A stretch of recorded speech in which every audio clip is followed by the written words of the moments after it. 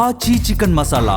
Gajwel MLA camp కార్యాలయంపై కాంగ్రెస్ కార్యకర్తల దాడిని నిరసిస్తూ బీఆర్ఎస్ పార్టీ పిలుపునిచ్చిన గజ్వేల్ బంద్ ఉదయం నుంచే ఉధృతంగా కొనసాగుతోంది. పార్టీ శ్రేణులు పెద్ద ఎత్తున రోడ్లపైకొచ్చి మరీ నిరసనలు తెలుపుతుండటంతో నియోజకవర్గంలో ఉద్రిక్తత నెలకొంది. బంద్ లో భాగంగా గజ్వేల్ నియోజకవర్గ ఇన్ఛార్జ్ వంటేరు ప్రతాప్ రెడ్డి ఆధ్వర్యంలో బీఆర్ఎస్ నాయకులు కార్యకర్తలు భారీగా తరలివచ్చారు.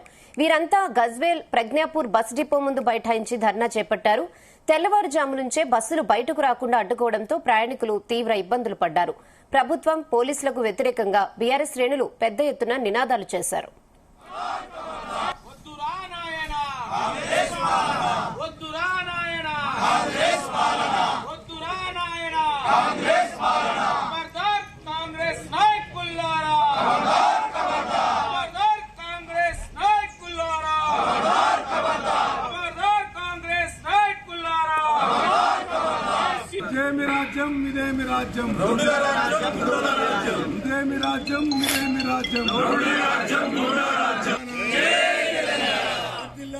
ఎమ్మెల్యే క్యాంపు కార్యాలయంపై కాంగ్రెస్ కార్యకర్తలు చేసిన దాడిని బీఆర్ఎస్ తీవ్రంగా ఖండించింది. ఈ దాడి వెనుక రాజకీయ కుట్ర ఉందని, ప్రతిపక్ష పార్టీల కార్యాలయాలపై దాడులు చేయడం ప్రజాస్వామ్యానికి విరుద్దమని వంటేరు ప్రతాప్ రెడ్డి మండిపడ్డారు. నిందితులను వెంటనే గుర్తించి వారిపై డిమాండ్ చేశారు. బంద్ పిలుపుతో గజ్వేల్ పట్టణంలోని ప్రధాన మార్కెట్లు, వ్యాపార సముదాయాలు, విద్యా సంస్థలు స్వచ్ఛందంగా మూతపడ్డాయి.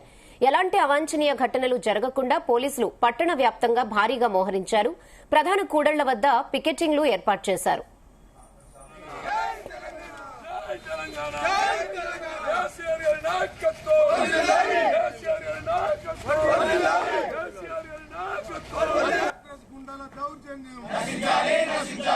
ఇదే విషయంపై మరిన్ని అప్డేట్స్ మా ప్రతినిధి కరుణాకర్ అందిస్తారు. ఎస్ కరుణాకర్, అక్కడ సిచ్యువేషన్ ఏంటి, ఏం చెప్తున్నారు బీఆర్ఎస్ వాళ్ళు? రెహనా, కాంగ్రెస్ పార్టీ నాయకులు గజ్వేల్ ఎమ్మెల్యే క్యాంప్ కార్యాలయంపై దాడికి నిరసిస్తూ నేడైతే గజ్వేల్ నియోజకవర్గాన్ని బంద్ కైతే పిలుపునిచ్చారు. ఈ నేపథ్యంలో బీఆర్ఎస్ పార్టీకి సంబంధించిన రాష్ట్ర నాయకులు వంటేరు ప్రతాప్ రెడ్డి మరియు గజ్వేల్ మార్కెట్ కమిటీ చైర్మన్ అయినటువంటి మాధవ్ శ్రీనివాస్, తర్వాత ఇతర బీఆర్ఎస్ నాయకులు కార్యకర్తల ఆధ్వర్యంలోనైతే గజ్వేల్ మరియు ప్రజ్ఞాపూర్ పట్టణాల్లో బంద్ అయితే నిర్వహిస్తున్నారు. తర్వాత ఈ బీఆర్ఎస్ పార్టీకి సంబంధించిన నాయకులు అయితే ప్రతి పట్టణంలో బైక్ ర్యాలీ కూడా నిర్వహించారు. బైక్ ర్యాలీ నిర్వహిస్తూ ఆ పట్టణంలో తెరిచి ఉన్నటువంటి షాపులను అయితే మూసివేస్తా ఉన్నారు. మాజీ ముఖ్యమంత్రిగా పనిచేసినటువంటి కేసీఆర్, తర్వాత బీఆర్ఎస్ చీఫ్ గా ఉన్నటువంటి ఆయన క్యాంప్ కార్యాలయంపై దాడి చేశారు. కాంగ్రెస్ ఒక రాజకీయ నాయకులు గుండాల్లా వ్యవహరిస్తున్నారు, ఒక రౌడీలా వ్యవహరిస్తున్నారు అని చెప్పేసి అయితే ఆ పార్టీకి సంబంధించిన నాయకులు అయితే, బీఆర్ఎస్ పార్టీకి సంబంధించిన నాయకులు అయితే ఆరోపిస్తూ ఇప్పటికే దీనికి సంబంధించి పోలీస్ స్టేషన్ లో, స్థానిక పోలీస్ స్టేషన్ లో కేసులు కూడా రిపోర్ట్ చేశారు, కేసులు కూడా అందించారు. దీనికి సంబంధించి ఇప్పటికే డీసీసీ అధ్యక్షులైనటువంటి ఆకాంక్ష రెడ్డిపై, ఇతర కాంగ్రెస్ నాయకులపై 42 మందిపై కేసు కూడా నమోదు చేశారు. దీనికి సంబంధించి వీరికి సూచనలు కూడా చేయడం జరిగింది. తర్వాత కాంగ్రెస్ పార్టీకి సంబంధించిన నాయకులు అయితే వీరు రౌడీలా వ్యవహరిస్తున్నారని బీజేపీ నాయకులు ఆరోపిస్తున్నారు. ఈ నేపథ్యంలో గజ్వేల్ క్యాంప్ కార్యాలయంపై సంబంధించి ఆ తర్వాత దాడి చేశారని చెప్పేసి నిరసనగా నేనైతే బంద్ అయితే పిలుపునిస్తున్నారు. ఉదయాన్నే బీఆర్ఎస్ నాయకులు పట్టణంలో ర్యాలీ తీశారు, తర్వాత దుకాణ సముదాయాలను బంద్ చేశారు. తర్వాత బంద్ లో భాగంగానైతే విద్యా సంస్థలు ఆ తర్వాత ముందుగానే సెలవు ప్రకటించారు. తర్వాత వ్యాపార వాణిజ్య సంస్థలు కూడా, తర్వాత పెట్రోల్ బంకులు, ఒకవైపు సినిమా హాళ్లు కూడా స్వచ్ఛందంగా బంద్ లో పాల్గొంటున్నారు. దీనికి సంబంధించి ఇప్పటికే కేసు కూడా నమోదు చేశారు పోలీసులు.